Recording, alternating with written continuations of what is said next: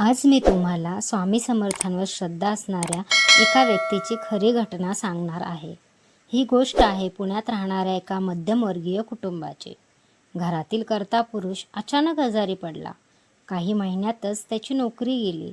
घर चालवणंही कठीण झालं. मुलांचं शिक्षण, घर खर्च, कर्जाचे हप्ते, सगळ्याच गोष्टींचा ताण वाढत गेला.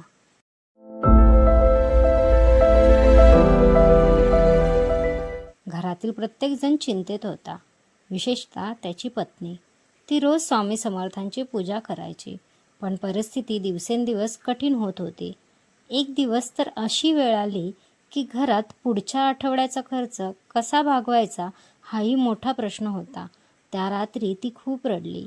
स्वामींच्या फोटोसमोर बसून ती फक्त एवढंच म्हणाली, स्वामी, आता माझ्याकडे काहीच उरलेलं नाही. तुम्हीच काहीतरी मार्ग दाखवा. दुसऱ्या दिवशी सकाळी तिच्या पतीचा फोन वाजला. काही महिन्यांपूर्वी जिथे त्यांनी नोकरीसाठी अर्ज केला होता त्या कंपनीतून फोन आला होता. मुलाखतीसाठी बोलावलं होतं. तसं पाहिलं तर हा योगायोग असू शकतो. पण खरी गोष्ट पुढे आहे. मुलाखतीच्या दिवशी ते खूप घाबरलेले होते.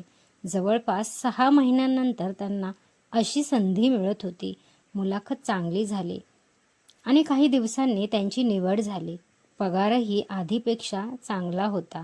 नोकरी लागल्यावर त्यांनी पत्नीला विचारलं, तुला माहीत आहे का, मी इतके दिवस हार मानली नव्हती. ती फक्त तुझ्या आणि स्वामींच्या विश्वासामुळे. अशा घटना ऐकताना अनेक जण म्हणतात की हा योगायोग होता. कदाचित असेलही, पण श्रद्धा असलेली माणसं वेगळंच सांगतात. त्यांच्या मते स्वामी समर्थ प्रत्येक समस्या एका क्षणात दूर करत नाहीत, पण ते आपल्याला योग्य वेळ येईपर्यंत धैर्य, संयम आणि विश्वास देत राहतात.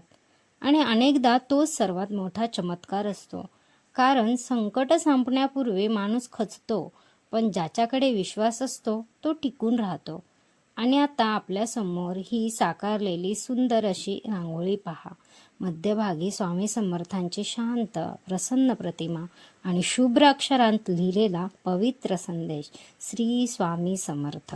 काळ्या पार्श्वभूमीवर उठून दिसणारे हे शुभ्र स्वरूप, गुलाबी आणि हिरव्या रंगाची मनमोहक चौकट आणि संपूर्ण रांगोळीतून जाणवणारी सकारात्मक ऊर्जा जणू एकच संदेश देत आहेत. भिवू नकोस, मी तुझ्या पाठीशी आहे. तुम्हाला या रांगोळीमागची कथा आणि संदेश आवडला असेल तर व्हिडिओला लाईक करा. तुमच्या स्वामी समर्थांचा एखादा अनुभव असेल तर तो कमेंटमध्ये नक्की शेअर करा. आणि अशाच सुंदर, सोप्या, मनमोहक रांगोळ्या आणि माझ्या प्रेरणादायी कथा आणि मनाला स्पर्श करणारे संदेश पाहण्यासाठी, ऐकण्यासाठी चॅनलला सबस्क्राईब करायला विसरू नका. चला तर मग पुन्हा भेटूया एका नव्या रांगोळीसोबत. तोपर्यंत नमस्कार.